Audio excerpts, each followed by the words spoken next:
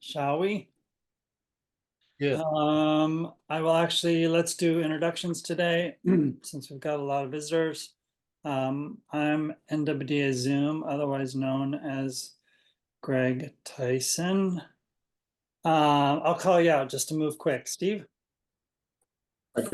Steve Finger, member of the committee, and I like NWDA Zoom. I think that works well for you in that white room, Greg. Zoom. Yeah. Todd? Is that Nuita? Todd Zarnitz, NWDA president. Alan? Alan Clausen, Northwest Examiner. Good morning. Hey, Joan.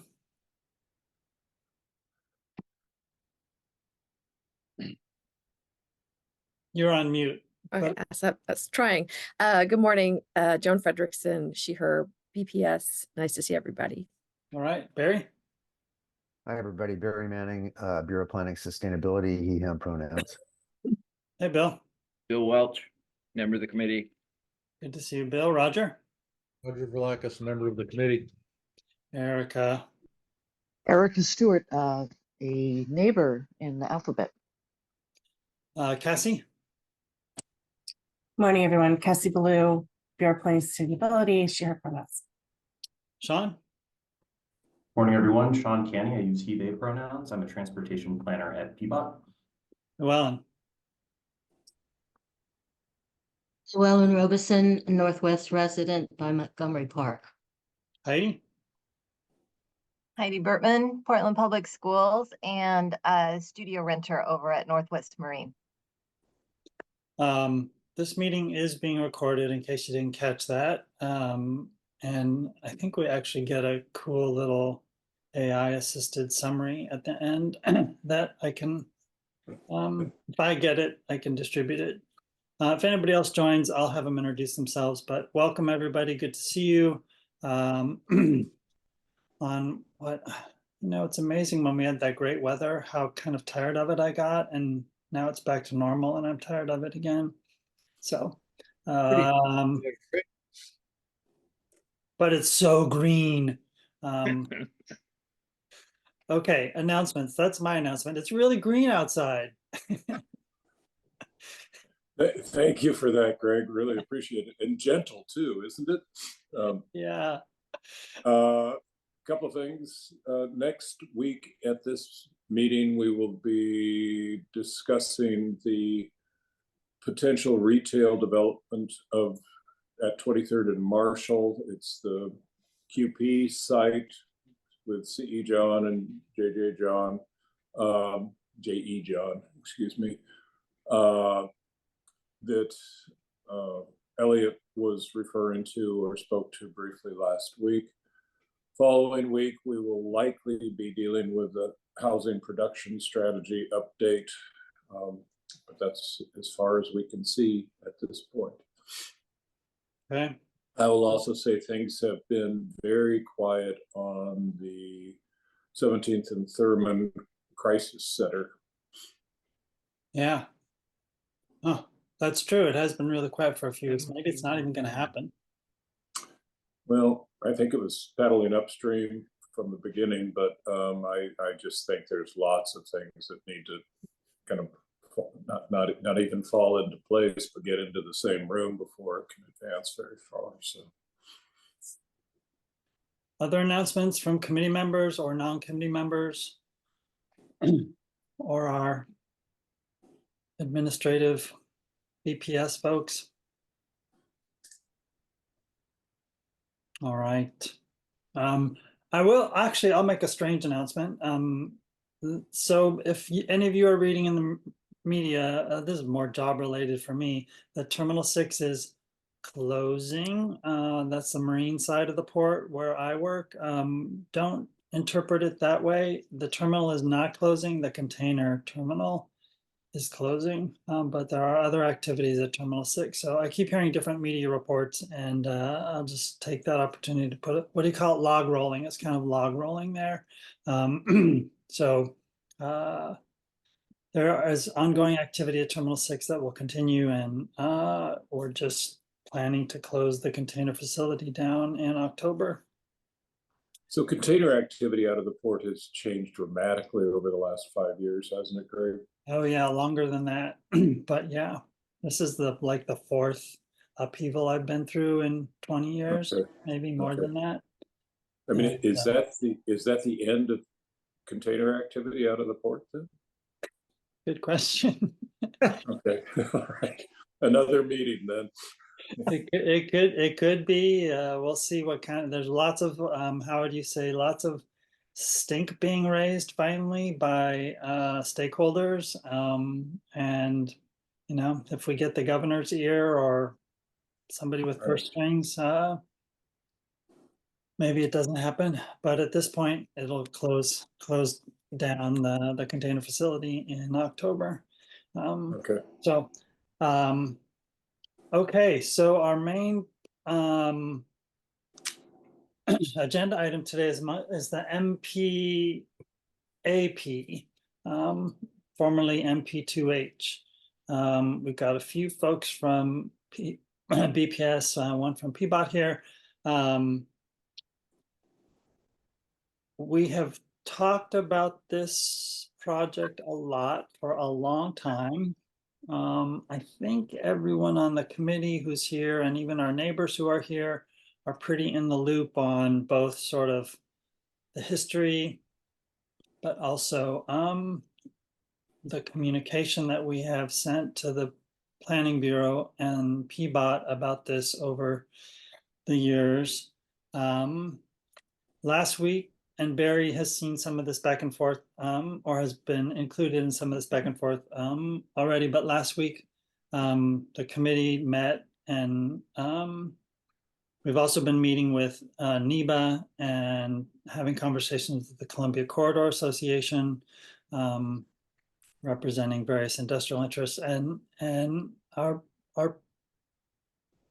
have communicated that we're so far not in support of the project as it's proposed. And I think there's lots to talk about today. So why don't just laying that really single statement groundwork, why don't we get into where we currently are with the Bureau responding to what we have communicated is really, I think, what our focus is here today. I think we know enough about what's being proposed that we don't need a lot of background. Maybe let's take it from there. Barry, you want to share? Steve got a little more to say before we turn it over to BPS. Just briefly, there was an additional package of materials that went out yesterday, and within that were a couple of things. One was the public benefits agreement draft that I think I would like to, kind of walk through with this group specifically when we, wherever it falls in this meeting. But also there was some communication just from us to BPS and PBOT staff, essentially going, kind of be aware that the initial position of the group is to oppose what is the proposed draft. And further on in the correspondence or the communication back and forth, there were a handful of specific items that were tossed back as being kind of, here's some examples of stuff that we just kind of keep scratching our heads about because they just seem so uncontroversial. They seem so kind of self-evident to us, and they keep kind of not showing up anywhere and, not being reflected in the plan as it has evolved over 6 years now. And so, I don't think it's necessarily appropriate to spend too much time in the weeds here, but I think that those handful of items are absolutely kind of emblematic and may be helpful in getting an understanding of broader issues and points of view that those specific items represent. I also want to acknowledge that, as I understand it, Sean has limited time here this morning. That's and right. Of the 6 bullet point items that we're going, how can these be controversial or not supported by the plan? At least 4 of them were PBOT items. So However, Barry, you want to tee this all up, I think would like to, maybe use those items as a, as a point of access into a broader conversation. And just more broadly, this is intended to be the Q&A session that we didn't have 2 weeks ago. Right. So just want to make sure that we kind of recognize it as that. So Steve, I'll just jump in really quickly because we have limited time with Please. Sean. Yeah, I'll just say, and yeah, we had Barry, I'm envisioned. sorry, Wendy Hawkins has joined the meeting, so go ahead, Barry. Oh, I was just going to say, yeah, we envisioned this as more of a Q&A session. Thanks for forwarding that last communication to us and, kind of detailing out those bullet points. I think we would like to find out more about what your questions are. And also, Steve and I had a conversation yesterday, I think what would be helpful is to understand, what concerns you still have, and some of them are listed in those bullets, but others, and we can tell you how the plan either does or doesn't respond to certain issues and how we felt we responded to NWDA comments and maybe other comments that we received. But with that, I think, Steve, do you think we should turn it over? Maybe Sean, do you feel comfortable diving into anything? I see Todd has his hand up and I don't know how much time you've got left, Sean. Todd can go ahead. I don't have much time at all, and I apologize everyone for the unexpected conflict. If it's helpful for me to follow up, whether in a future meeting or via email, whatever works best for you all, that's totally fine by me. So I apologize again and sorry for the flexibility or the conflict generally, and I appreciate the flexibility. But yeah, I've got about 7 or 8 minutes, so happy to listen, Todd, or I can jump right in. But I know that with that feeling of being rushed, that follow-up is likely necessary.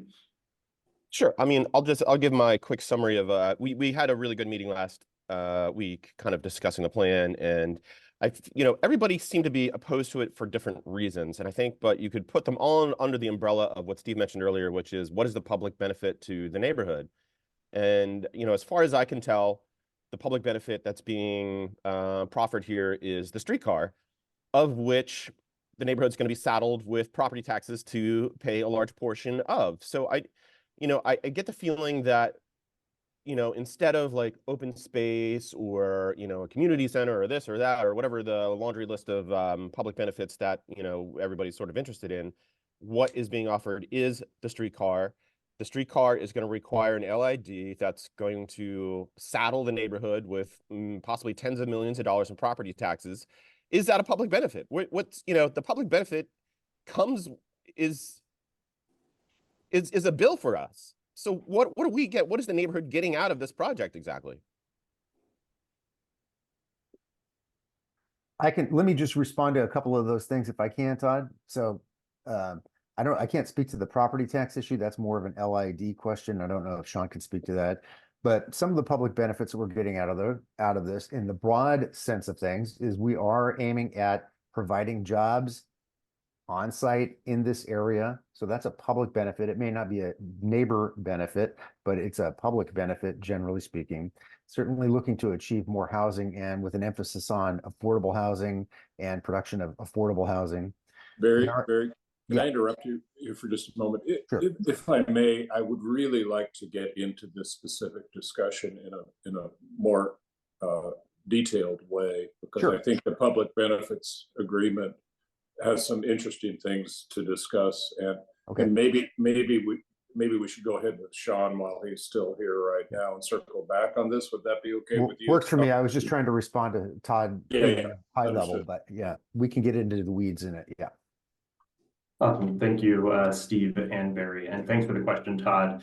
In regard to the streetcar project and it being a measurable benefit or an LID or property tax process, that in itself has to be its own conversation and democratic process. So we've got to have engagement around that as well. In the realm of the creation of an LID, yes, there is the potential for the increase of property taxes in the area, but only insofar that there are measurable benefits. And there are legal processes that we have to follow as far as that goes. And what that LID would look like is something that is open open to discussion. It's something that we develop with stakeholders. It's not something that that's also why there is reasonable concern, is because this conversation hasn't happened yet, but it needs to happen, and it's something that we are certainly very aware of, but definitely is not something that is going to happen without its own engagement and its own communication and its own formal process as well.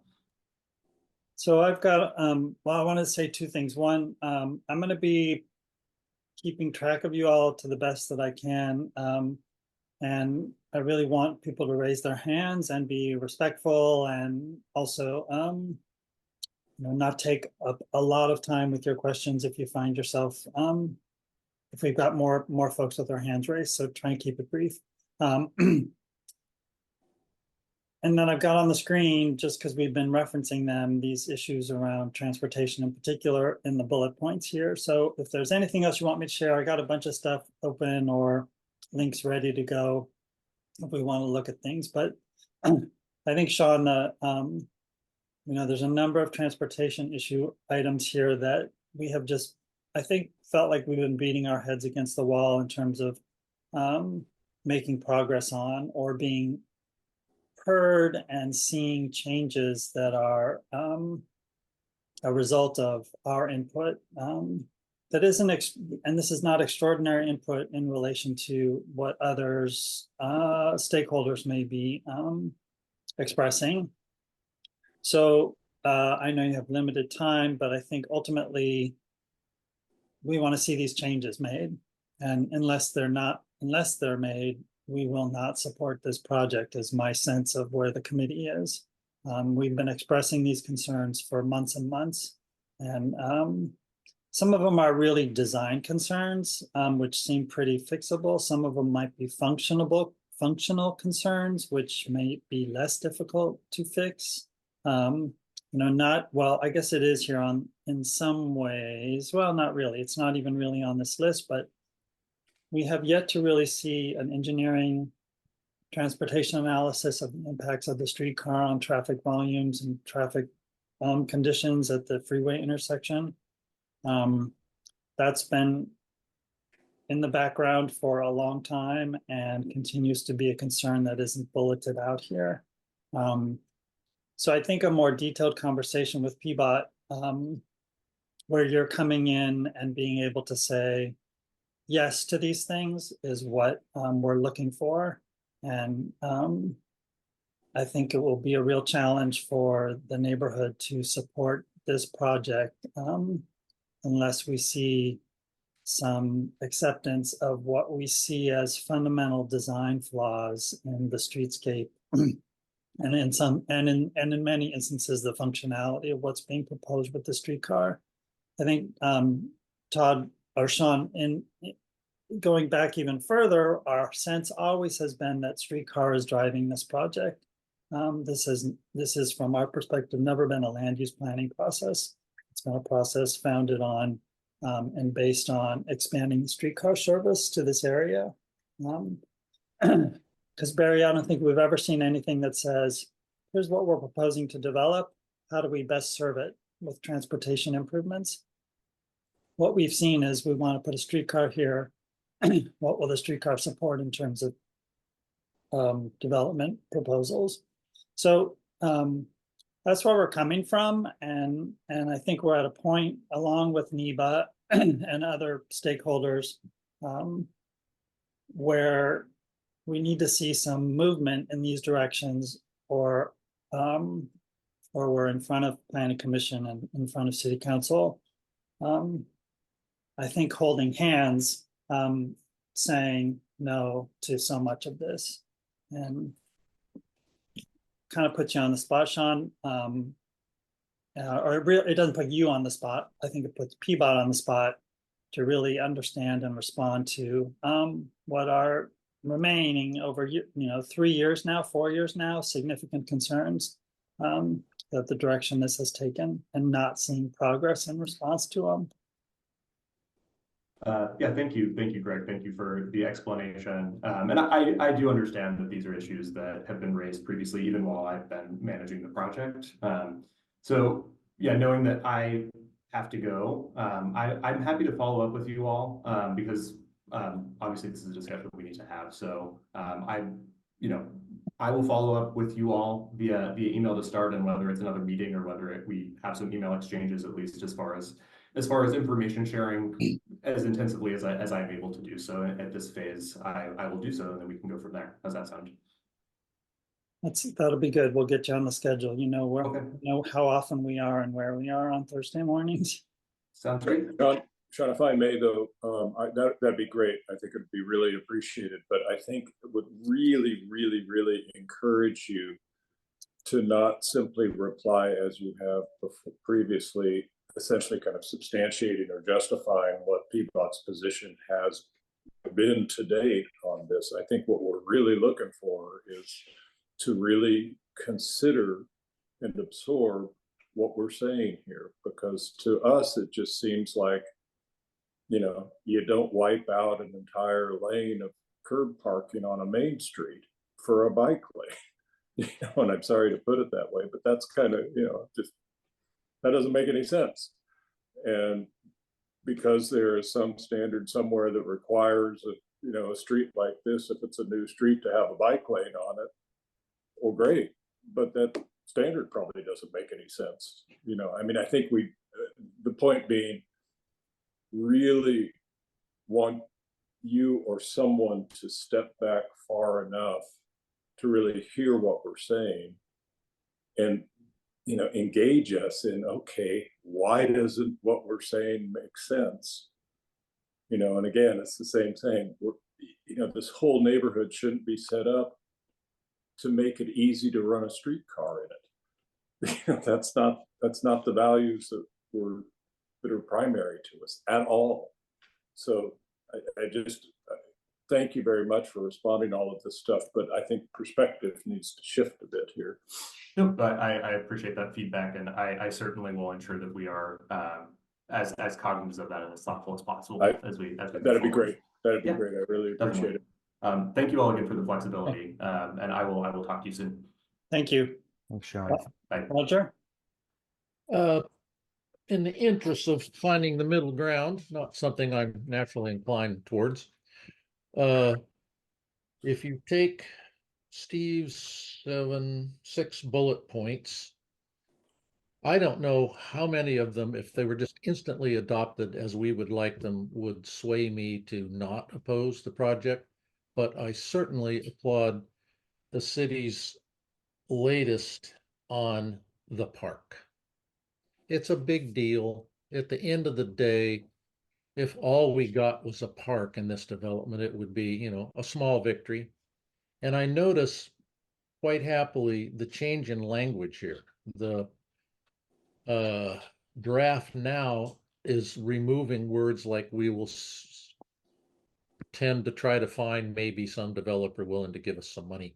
It says obliged, and other words which seem to me to be non-negotiable, with very detailed financial commitments on both sides. That is what I'm looking for. I don't want a maybe about the park. And thank you for now making it look like it's not a maybe. It's got to happen in order for them to build 1,000 units within 10 years or whatever. That's some really good, really detailed work there. There's some little financial quirks in there that need to be addressed, but that is more than meeting us halfway. That's what we've said we've wanted for 5 years. Great. Now, if we can get a couple of those other remaining 5, I think the sense of the committee might change. It would certainly change mine. So thanks for that. So on that line, how do we get rid of bike lanes on streets for which they're not necessary nor desirable? I don't actually like having to hassle bikes zooming by me as I'm a pedestrian. And this whole area is oriented towards walking, not riding a bike, as an example. So good work so far. Keep it up. Steve? Well, I hope we come back to the last part of Roger's question. I was just wanting to comment on the first part regarding what the benefits agreements begins to say about provision of open space. Yes, it is trending in the right direction from what had been a really kind of, you know, non-specific proposition before of encouragement to create open space, but it still is relying on a non-dedicated provision of a park.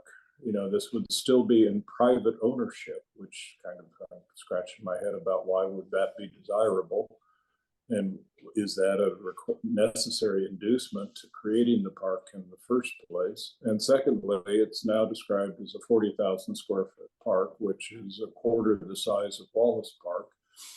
And, you know, I think this committee's position has been, geez, where else in Northwest Portland are you ever going to have an active use park facility? And I've been around long enough that I have watched that desire go from the one, you know, through 3 parks in the Pearl, Slabtown Park, and now over here. So that's, you know, 20 years worth of trying to find a place to be able to hit a baseball or kick a soccer ball around. And this is being listed again specifically in the benefits agreement as likely a passive park of 40,000 square feet. And, you know, better than nothing, better than what we had in the discussion draft, but it still seems like something's not getting heard here. I would quibble with Steve on that one. 40,000 square feet's a lot of that area. No one's ever going to get a park big enough to smack a baseball in. It's just not financially doable. I do have some reservations about it not being owned by the city. I realize the park's budget is in disarray and you don't have enough money, and I've been hearing that for half a century, even though I vote for every bond issue for parks. That part concerns me. I think the city should own it. Okay, how about 80,000 square feet then, Roger? If it would fit, so much the better, but I don't see how that's a big difference in terms of the use of the park. It really is. Yeah. And I would just remind the committee that we've calculated roughly just in the core of the neighborhood at $11,000 Parks SDC payment, with roughly 3,500 units having been created in the neighborhood over the last 20 years. That's $38.5 million in Parks SDCs that have been paid to the city. And where's our park? And thousands and thousands of new residents. And the park coming into Slabtown is scheduled to cost, I think, did he say $5 million or $8 million? That's what it's budgeted as, I think. Budgeted as. We've got roughly 2,000 units planned for this new area of the city, of the neighborhood, and again at $11,000 per unit. We're talking again about millions of dollars available. From my perspective, looking at those numbers, the city could have bought the whole ESCO site and developed it as one big park for $50 million. You're close. And that would be, you know, a vision that would actually go to my rant, which is always, you know, we developed parks with certain densities of residents in mind way back when. And, you know, what happened to those ratios in today's world? If you look at Wallace Park, it's surrounded by single family homes that maybe had 5 to 7 people living in them when that park was developed. And now we have thousands of units in Slabtown, and we have a 40,000 square foot park coming, right? I think Barry and Joan, I'm really interested in, I have not gone in to look at what sort of park goals there are for the city when it comes to those kind of ratio games that I like to play. But it's something I'm really fixated on in this instance. And I think there's a message to be pushed there. And And that's just on, workable park space. I think the other thing that keeps coming up in the committee is a community center. And there is nothing on the west side in inner Portland like what has been built probably with our Parks SDC money in other parts of the city. And we really want to take Forest Park largely off the table when it comes to calculating access to functional park space. I feel like I'm so frustrated saying this over and over again. Who else has something to say? Greg, could we maybe put Heidi on the spot, because she has spoken knowledgeably to the needs for active use space. Heidi, would you be willing to do that? Yeah, I mean, now or later, actually, I think Wendy has her hand up. Yeah, why don't we have Wendy go and then Heidi will come to you. Okay, great, thank you. You're on mute, Wendy, I think.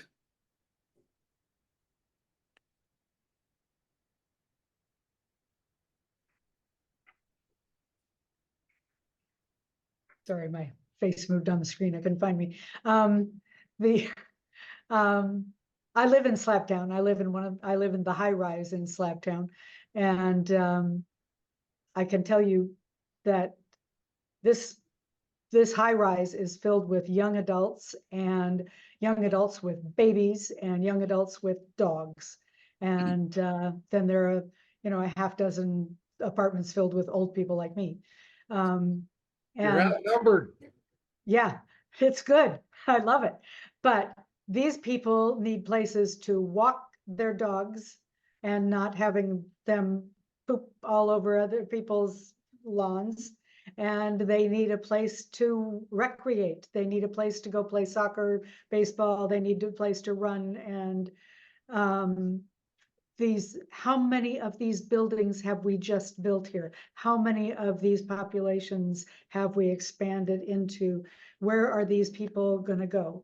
And all of these young people and all of these babies, they are looking for places to settle permanently here in this same neighborhood where they just made these babies and where they found these jobs, and they want to stay here and they want to raise these families and go to these schools. And they need a place to play. And they're paying for these places to play right now. Yeah. By the rates that they're paying for these apartments. And the people who built these apartments are paying for these parks.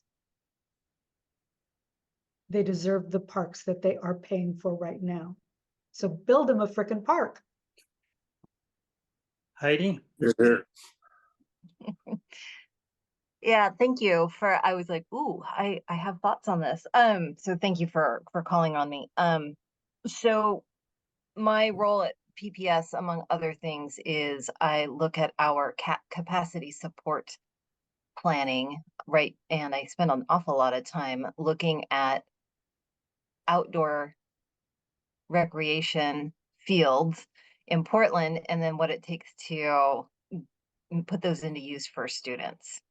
And students of all ages, by the way, not only like the obvious, you see the teams, high school students, but we have an extremely robust, what we call a feeder program for youth sports. And I'm just addressing the organized sports needs in my planning. There are a lot of other reasons that our students and our families would benefit by having access to park space.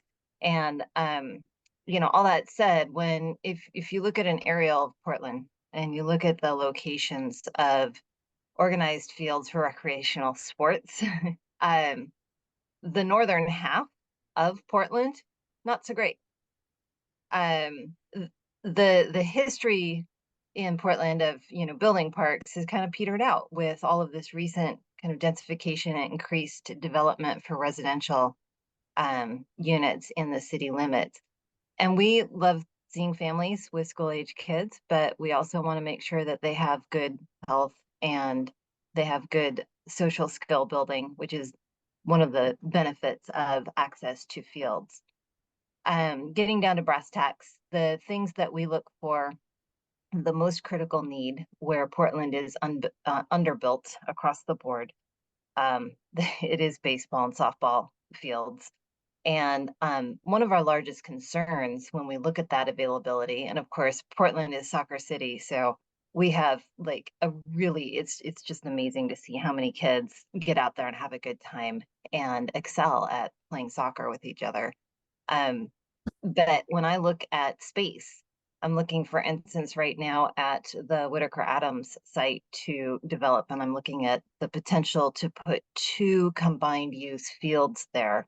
And when we think combined use, we're thinking maximum scheduling ability from fall as much as you can in winter without driving yourself nuts all the way through the summer season. And then leading up to renewing that schedule again in the fall. So we look at some slightly smaller soccer fields. It's not about competition, it's about practices and you know, good natured kind of small tournaments that happen, especially among the youth teams.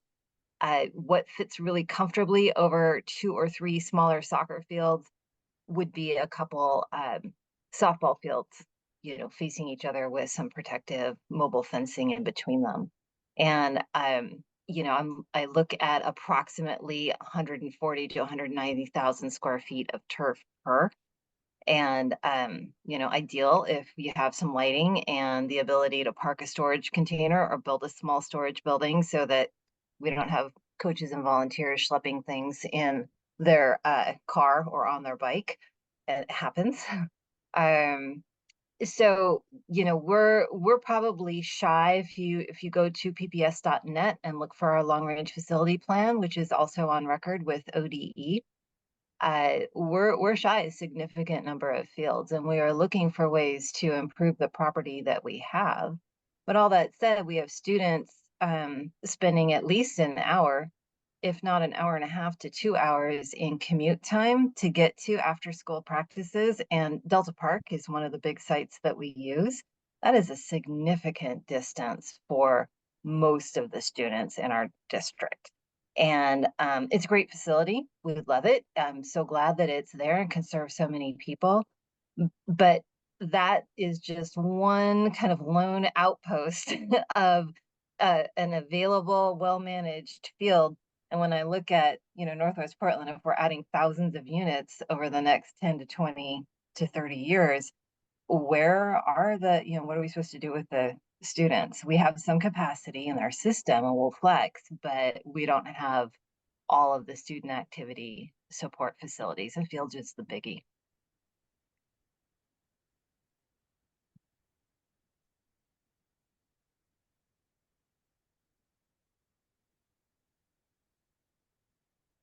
Great, thanks for that information, Heidi. I'll just comment that I play on an under 80 soccer team, and we use the same field as the U9 teams use, which is, you know, the Chapman Field, which has, you know, been a terrific success for this neighborhood and being able to absorb some of the need that is being discussed here. And it's, you know, it's a mini field, but boy, it gets used a lot and in a lot of ways that you would never imagine. And it's on school property, right? It's not a park. That's correct, but And it's publicly accessible. Yeah, right. And it was also built and paid for by residents. Correct. Yeah. Is this what you wanted up, Steve? Yeah. Yeah. I think it's just a good point of reference because you can certainly get a Chapman Field on what's shown on the right. Yeah, I think a little bit what I'm hearing here, and again, folks, raise your hand if I don't mean to take all the time or too much time for myself, but I think from the stakeholders on this committee anyway, we haven't been here clamoring for more housing. And we're certainly all aware of the housing emergency that the city has declared as an emergency for the many years that it's been an emergency.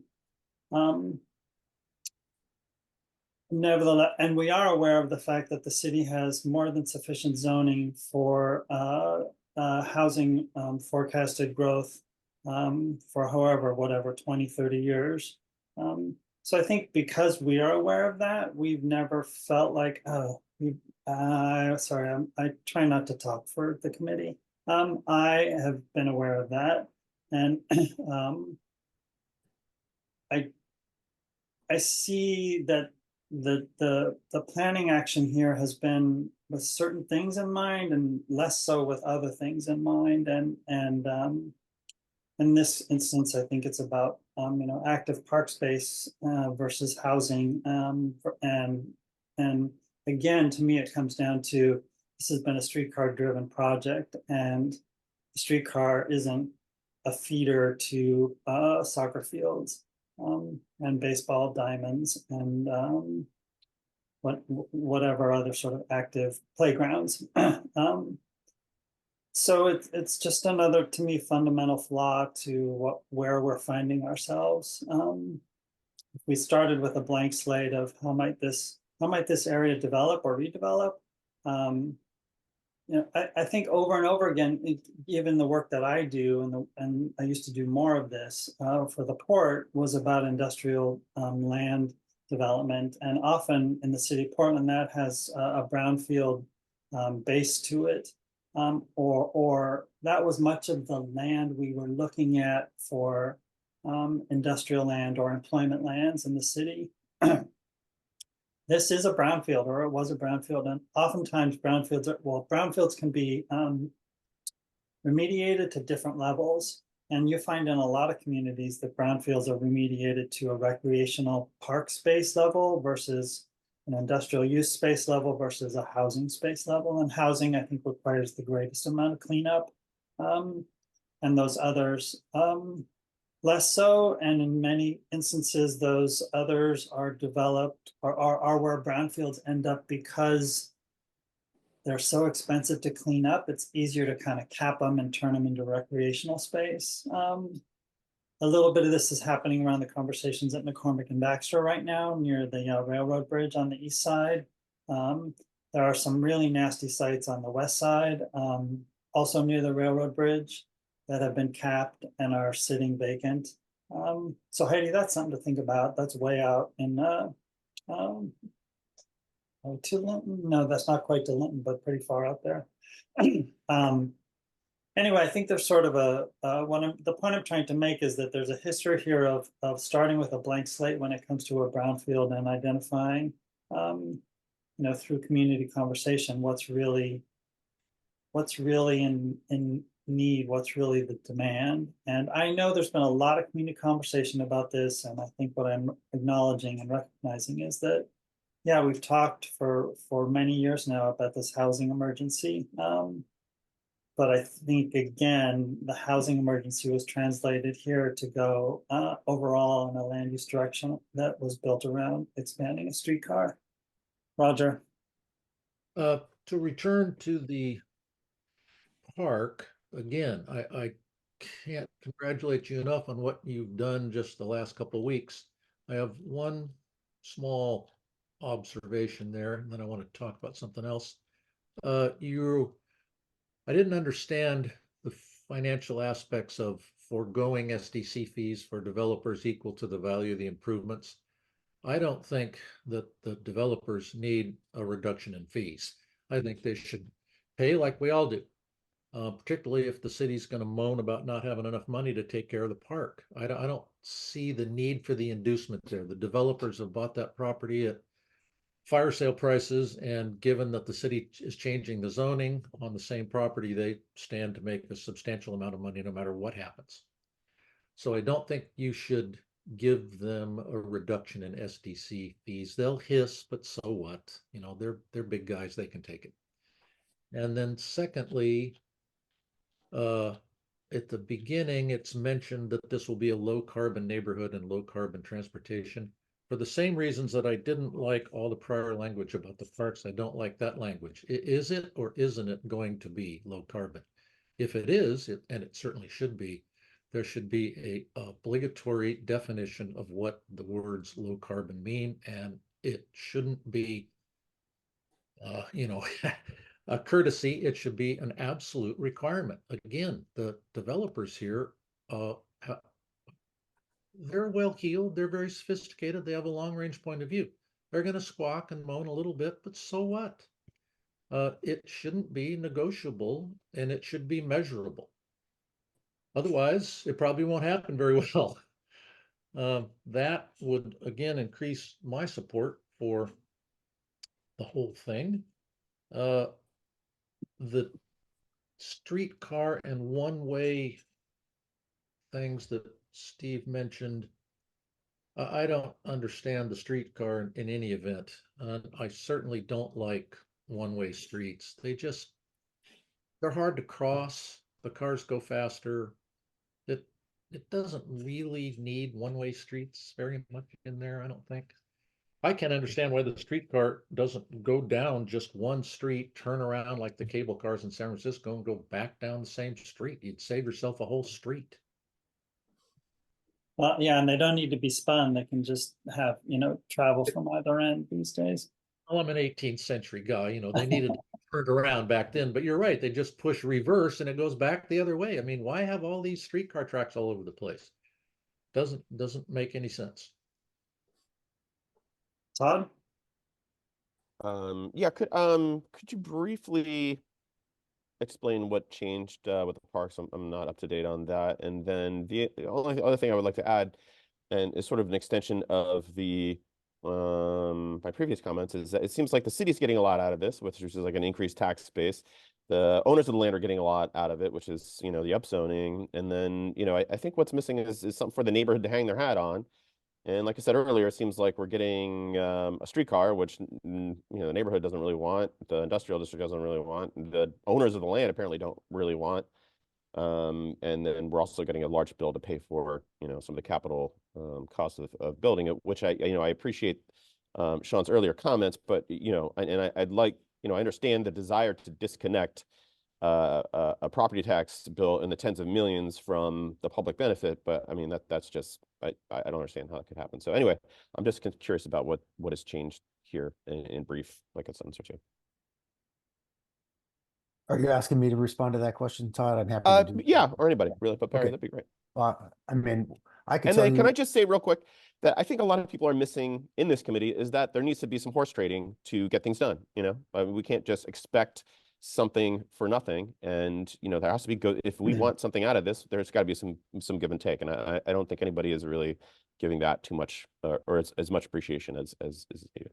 So Yeah. Barry, thank you. I mean, I guess what happened in general, there was over the last year and a half or so, there have been lots of discussions with some of the large key property owners in the area to negotiate that list of benefits in the term sheet with specificity to parks. I mean, we had been aiming to try to provide a park earlier on in the discussion draft, and that was a post-discussion draft, and hearing comments from NWDA and other folks, we prioritized trying to get some kind of a park space to serve this area. I mean, we worked with parks as well, who felt that initially they felt that Northwest, in their technical analysis, is technically served by parks because you've got Forest Park nearby and other parks nearby. But in reality, when they looked at, the kind of development we were trying to achieve on the site with a mix of housing and jobs, they felt that another park space to serve that community would be necessary. So some city leadership that we're working with key property owners to define the term sheet, took staff's input and what we'd heard from the community and worked, sharpened their pencils to try to make sure that a park was included in this. So the way that would work is it's a park that would be carved out of the development area, minimum of 40,000 square feet with frontage on 2 streets. The term sheet has a number of defined components of the park. It would function basically like a park block of some sort or another. It is designed to be more of a passive park. Parks felt that there needed to be a green space rather than a plaza-like space in this area for people to have some kind of recreation a component to it. But it is just a park block. It's 40,000 square feet, which is more than we started with last time. And it would be funded kind of through a couple of different things, and this responds to that SDC question that was raised earlier. It would be funded partially through offsets of SDCs that would normally be charged for along with development that occurs. And it would also be offset by a reduction in the on-site outdoor area requirement that we're imposing in this area on new development with residential uses. So unlike other places where the EX zone is employed, the plan district we're proposing here for each residential unit requires a certain amount of on-site outdoor area that can be consolidated, or it could be individualized like balconies or rooftop decks. And we're saying that if you build a park that's public, that you get some reduction in that, about 50% reduction in that required area for the first number of units. So that was how we achieved the park. And we have heard consistently from the neighborhood and from others, and I think, you know, I've heard from PPS as well about the need for recreation facilities in the area, that there's a desire for a larger park space, but it's been difficult to try to achieve something larger than what we have on the table so far. Certainly public testimony could express the need for some larger space, and we can see where that goes. But I think the broader park needs in this community of park soccer fields, baseball fields, and you know, those kinds of recreation needs is a broader conversation with parks, and that wasn't part of our conversation with this particular Yeah, project. okay. I'll just point out that, you know, 40,000 square feet is about an acre, so it's about the size of Slabtown Park. Yep. And then also I'd like to point out to the committee that, you know, the SDCs are currently being siphoned out of the neighborhood and spent in other areas pretty far away from the neighborhood. So if there's a mechanism for the offsets to, you know, de facto be spent in our own neighborhood, that's a net benefit to us. So I'll just leave it there. But those SDCs are forgiven to the property owner. Well, no, well, they're offsets. Like they're de facto being spent instead of paying the amount Into to the city, generalized fund. Yeah. they're being spent on the property itself. So that's different than Slabtown, where all of the money was taken and then siphoned and used at other parts of the city and not our neighborhood. So collected here and spent here. That's what In essence, this, yes, Roger. that was what this This is would the first time I've seen this kind of approach from the city, and it's an interesting I think that's a benefit to potential us. solution.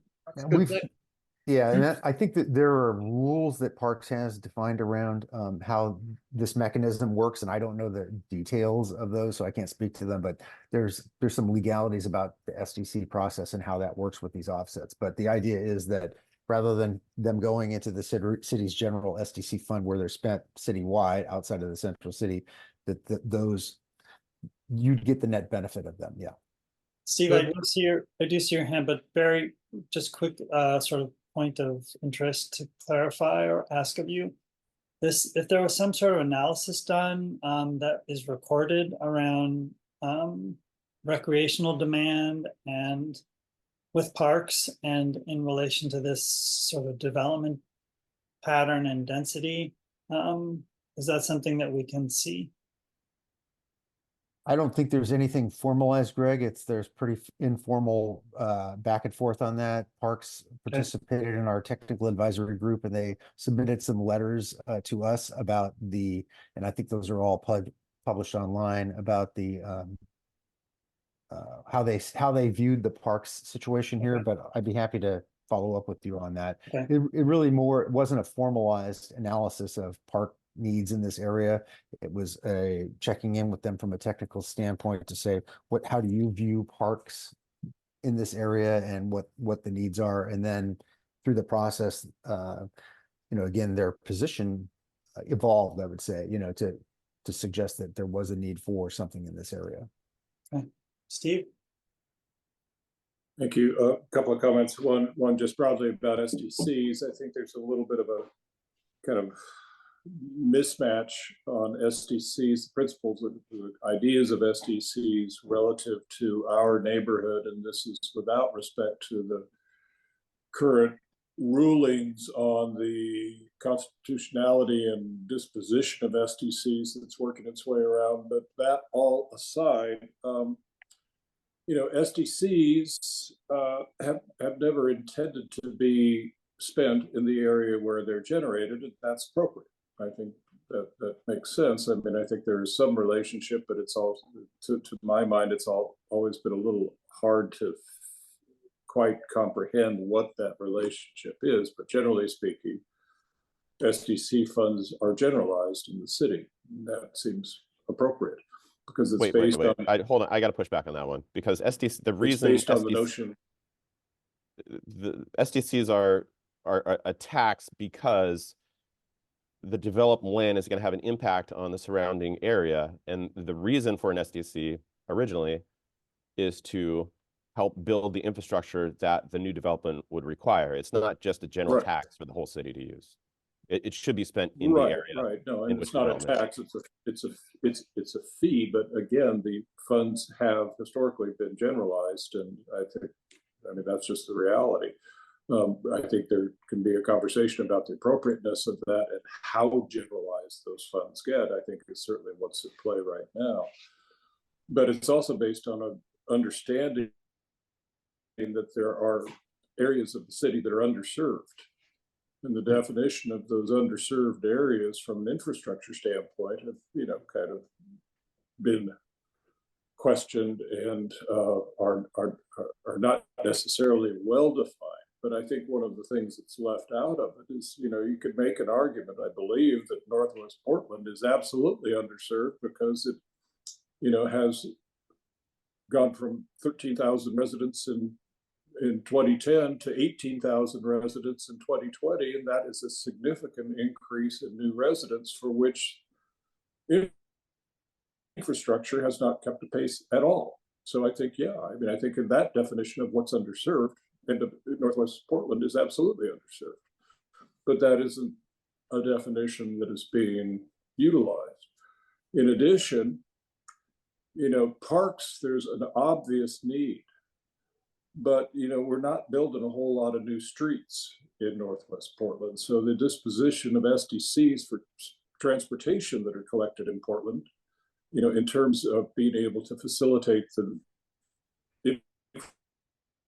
infrastructure that will go along with the new development, it doesn't quite link up. And that's true of any old neighborhood in Portland that has any development activity. It just so happens that Northwest District is the one that has a lot of development activity.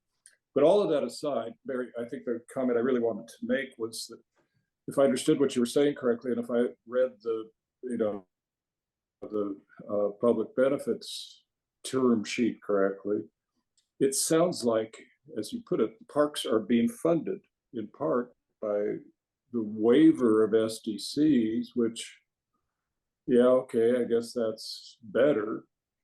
And I think you're also talking about it being related to some sort of waiver of the on-site outdoor area requirements. But I gotta say, the outdoor area requirements used to only apply to R1 through R3. And so that now that they're applied to other zones, okay, fine. But all of this just seems like we're missing the point completely. Yes, we can fiddle around with moving these pots of money around and fees around and stuff. But I think what we keep trying to say is, we're changing the zoning on a great big old chunk of property here. And we're increasing the value of that great big old chunk of property by a great big old chunk of value. Have them tossed in a park. Let's not fiddle around with chasing after it with waivers and deferrals of fees that otherwise would be collected. Have them dedicate a public, make a public dedication of park space, and a significant one, because it's a significant upzone. And I think we've been beating on this drum for at least 5 years now, and yes, we've made some progress. But this is absolutely one of those instances where it seems like, okay, you're responding to us, but I don't think you're hearing us. You're not stepping back and reconsidering how should we go about doing this. And at least to my mind, and I think I've heard this from the committee over the years, wait a minute, why isn't the dedication of a park just plain part of the deal to start with here? And why do we have to fiddle around with all this stuff to get there? I don't know who Roger. There- Roger, I'm sorry. Wendy had her hand up for a while, so I'm going to let Wendy go. Thank you. Well, I just wanted to, say the thing out loud that I think is obvious is that the biggest places where the SDCs, to have the initials right, the money has to be spent, and the city has been making a big effort, is that the places that have been redlined for decades, the money has to go there, and the part of the city that is on the east side of 205, where there have been no parks ever. So there are huge swaths of Portland where, Todd, those are obvious places where there is makeup that has to be done. We're a little tiny little spot of Portland that, by comparison, where we need a park. Those are huge swaths of Portland where there is gross neglect on the part of the city of Portland in terms of parks that have to be built, and other money that has to be spent by the city of Portland to make up for gross neglect. And SDCs are some of the resources for that. So it's just the obvious point to be made. Okay. I mean, I'm an advocate for the neighborhood. Roger. I understand that it would be, well, the city has taken it that they have to, it's difficult to negotiate with the property owners to get any of this. Compromises had to be made. I guess I get all that, but that is only because the city somehow came up with a vision of a streetcar going to nowhere. And that nowhere is now truly nowhere, since the previous owners no longer own it, a bank does. So the whole thing is kind of theoretical to me, which I guess made the city a little reluctant to really go eyeball to eyeball with the property owners. I realize it's a dicey situation, but from my take on it, if certain requirements, like you've now begun to write out in nice language, I would have said, look, guys, we're changing the zoning. There's hundreds of millions of dollars created here for the city and for the property owners. You either make a park or you're not getting the zoning change. At some point, the city's got to lead. The city is not the city because of development interests. And I am a developer myself. It's not like I'm throwing rocks at my own people here. But the city's got to get a little more starchy vis-a-vis this stuff. Development interests, and not classy ones like these guys are, or thank God most of the people in the Pearl are, have run roughshod over the city for 25 years. But the results that you see by walking out your front door right now, I mean, that's stated a little too extreme, but nonetheless, it doesn't, I've made myself speechless. I'll bet you all appreciate that. Roger, I think what you're saying is sort of a variation, or what I see underlying what you're saying is what I've stated already, which is that the vision and driver here from the city's perspective was streetcar and housing. Maybe tertiarily, if that's a word, jobs. So I think what I'm hearing, if I were a planner, sort of removing myself from my role on this committee, is a different goal, a different goal. And it's a bit late in the game for it to be, maybe it's a little late in the game for it to be as strongly articulated as their embracure of the streetcar as a goal, which we always thought, switching hats back to this one, which we always thought was a strange goal to drive development here because of a streetcar. So yeah, Roger, I think there's vision there, but the vision has never been about what does this neighborhood need?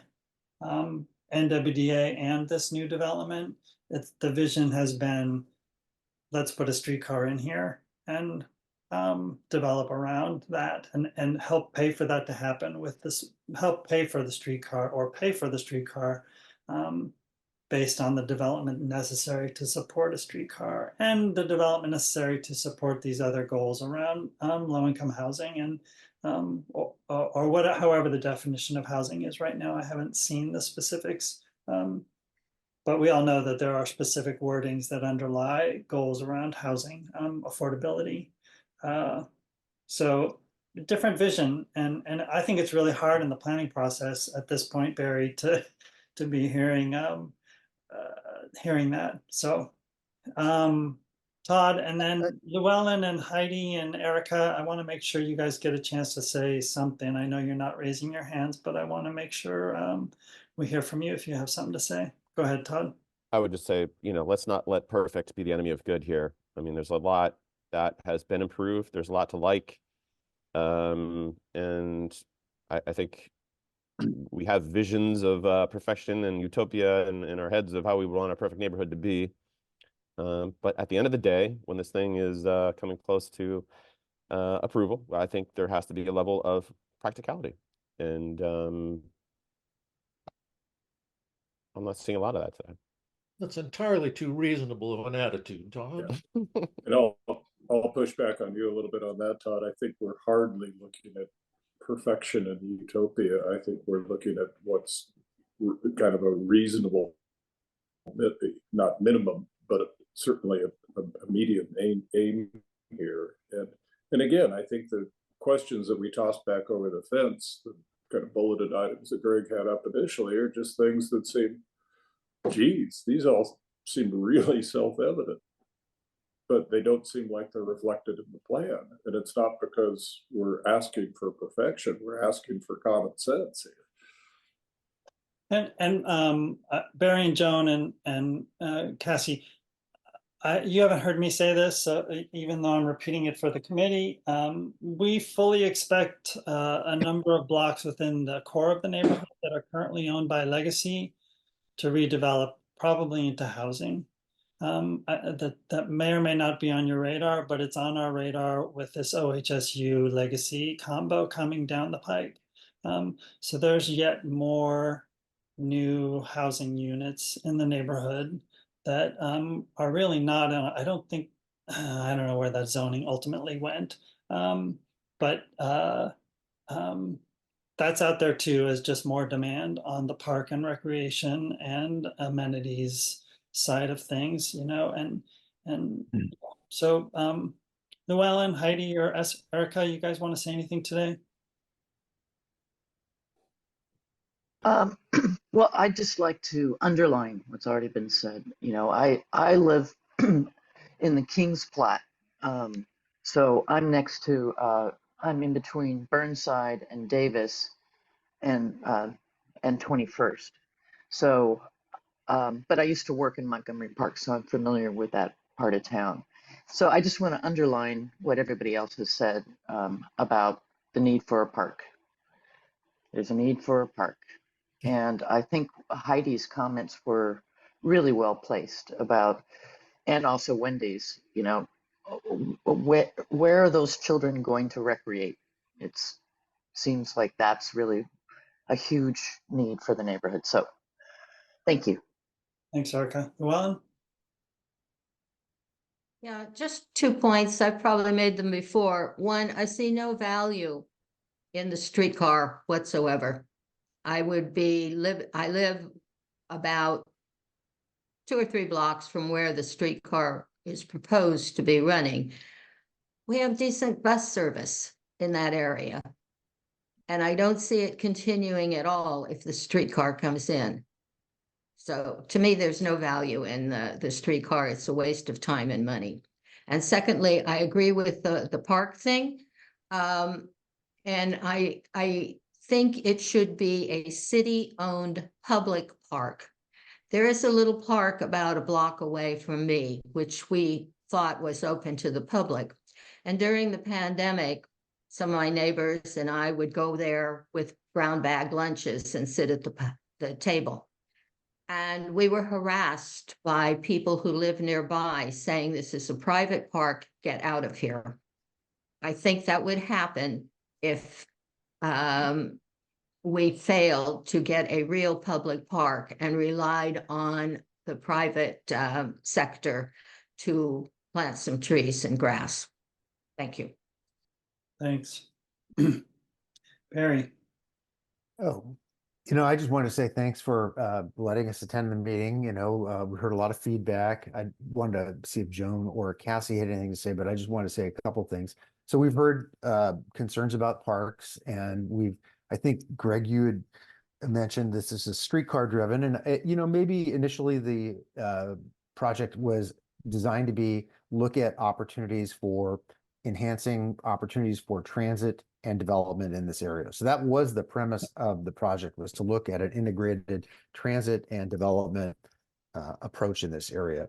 It's zoned for employment and industrial uses right now. And our question was, how do we, is there a way to optimize in this area? And ultimately it's led to this proposal that's a combination of trying to retain employment in the area, trying to provide housing in the area, and trying to create a neighborhood that has a park space.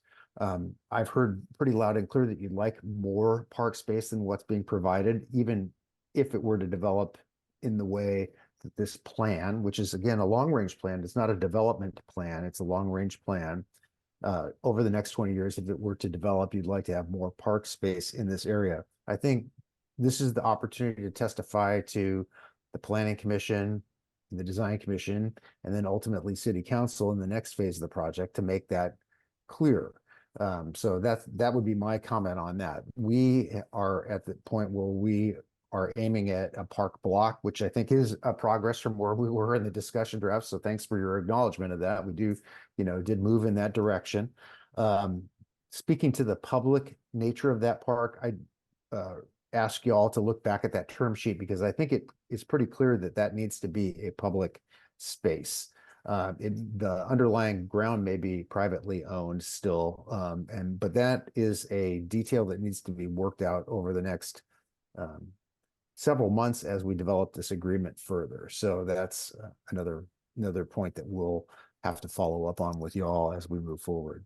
Barry, the term sheet that you're labeling, the term sheet was that document I had up on the screen. Yep. I don't know if you had that up, Greg, or not. It's in volume 5. It's Steve had attached it to the email he sent, I think, around to you all. It's worth reading. It's very specific and very well done. Was it what I had up, Steve? No. No? Okay. And it's designed to work in tandem with the zoning. It's not a perfect absolute lockstep fit, but the idea is that there are things that we are outlining in that term sheet that we're not able to achieve through zoning. For instance, creating a park without zoning it open space and funding it, we can't create a park. But the term sheet and the public benefits agreement can speak to creating that park. And the way we're trying to facilitate that is to combine it with zoning actions. For instance, the offsets in the open area requirement to make that work. So it's a combination. So the term sheet does work with the zoning. And the zoning you'll find in volume 2 of this plan. So it's summarized in volume 1, but it's outlined in volume 2.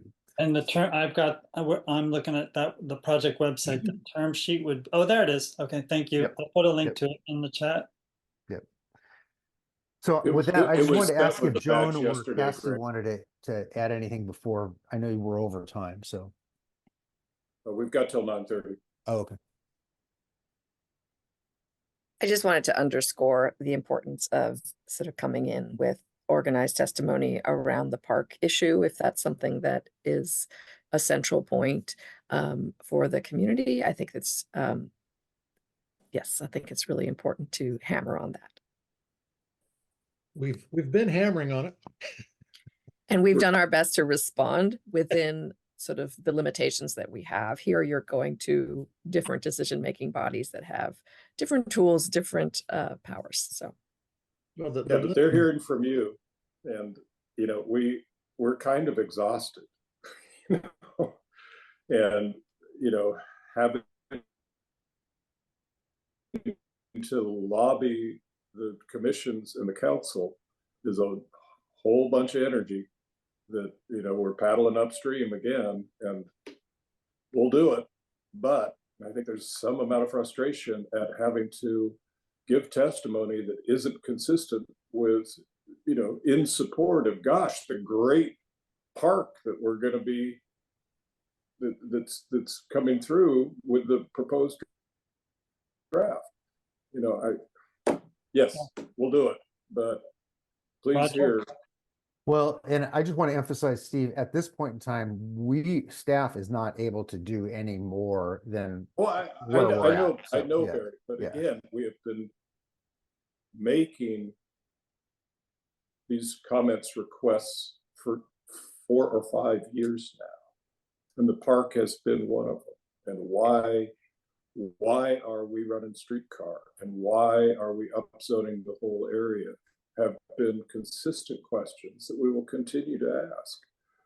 And if I could just comment on that one of the questions about the zoning of the whole area we didn't get at was one of your bullet points between 23rd and 24th. I think, it's fair game. We would be happy to have you, we recommend that the neighborhood, submit testimony collectively and individually if you so desire, if you think we've got the zoning wrong in that area. I will say that one thing we did in the area between 23rd and 24th, in recognition of the fact that we have a lot of smaller lots and some existing employment-oriented industrial buildings that could accommodate other uses, is we lowered the initial base floor area ratio allowance in that area and tiered the bonuses slightly differently in that area. And that may influence how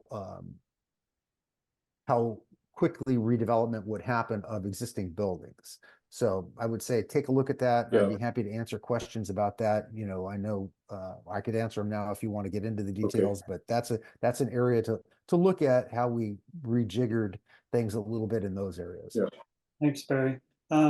Right, Roger, and also hand up, but I also know that Barry was asking Cassie if she had anything to say after Joan spoke. So I want to sort of acknowledge Cassie and then go to Roger and then Stephen, come back to you.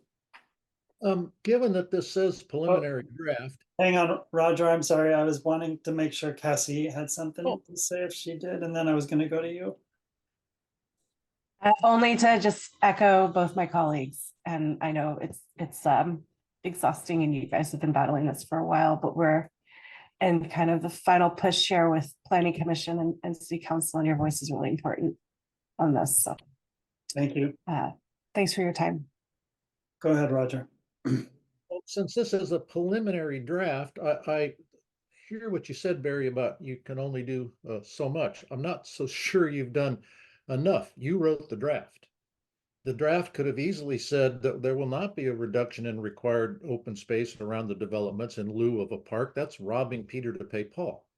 And secondly, you could have suggested or whatever, that it's owned by the citizens of Portland, not private developers. I don't understand why, given that you are writing the script here, that's not part of the story. I don't know if someone marches out of their office in the city and gives you the business unless you do it my way, you're fired, Barry, or what.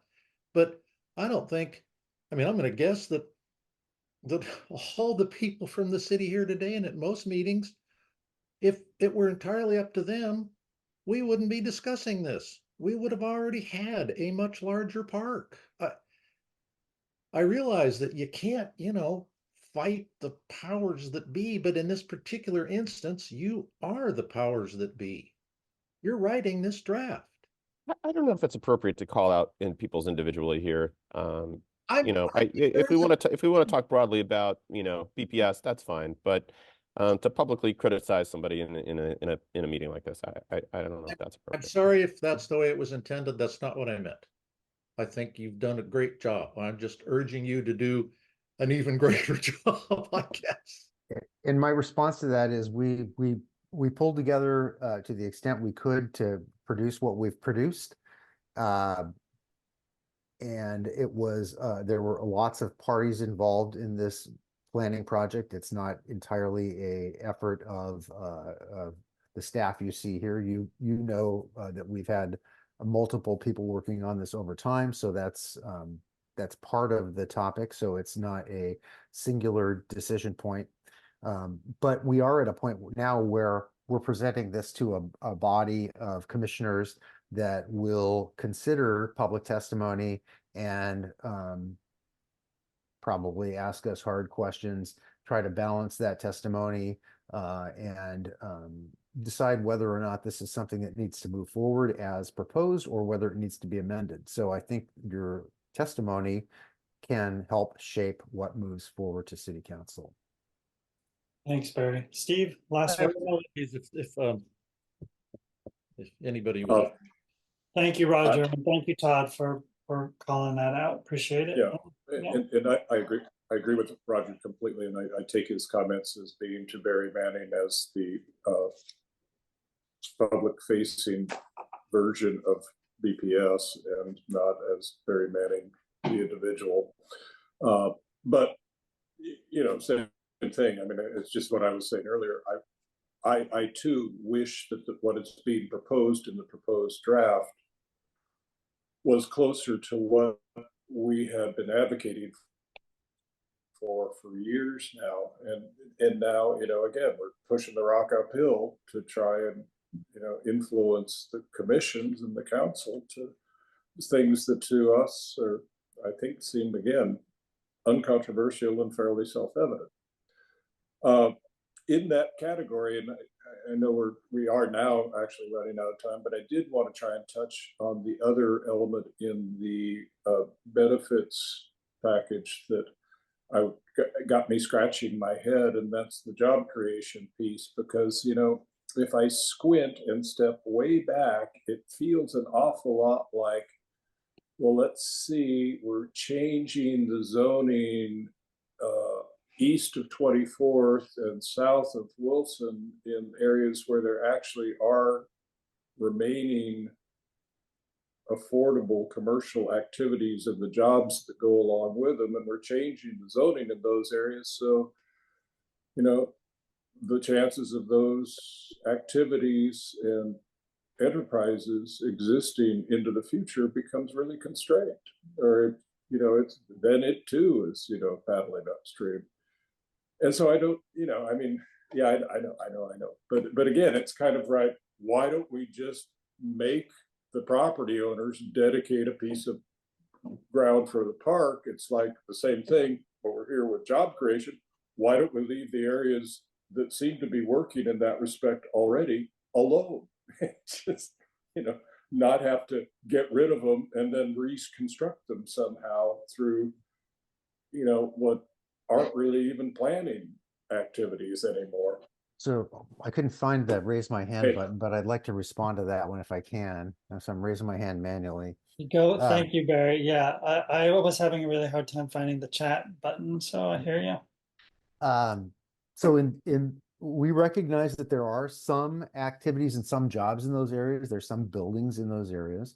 So we have in the benefits agreement a jobs target largely focused on the former ESCO site, the 1535 Holdings, Montgomery Park, and American Can sites.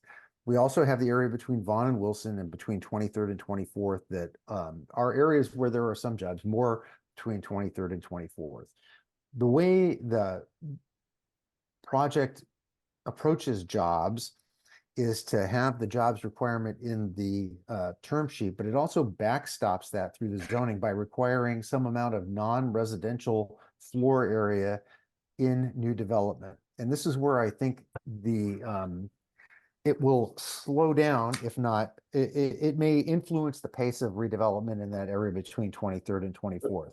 Those properties are required to have non-residential floor area in their development. But Barry, excuse me, but this, again, it just seems like it's doing things to propose new development standards as opposed to just going, well, what if we don't do anything?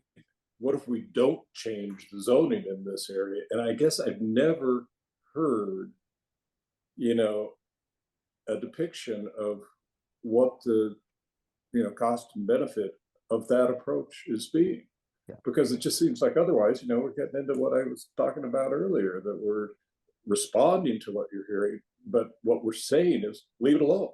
You know, how about we just leave it alone? Well, leave the existing jobs alone. And again, if the neighborhood wants to take the position that we should not be changing the zoning between 23rd and 24th, that's certainly a fair position to take. It's zoned general industrial 1 right now in the industrial sanctuary comprehensive plan designation, which leaves a pretty broad array of industrial type of uses that are allowed, very little in terms of no housing allowed, clearly, very little in terms of flex office or creative office that's allowed. There may be people that are bootlegging creative office into spaces, but it's not an allowed use.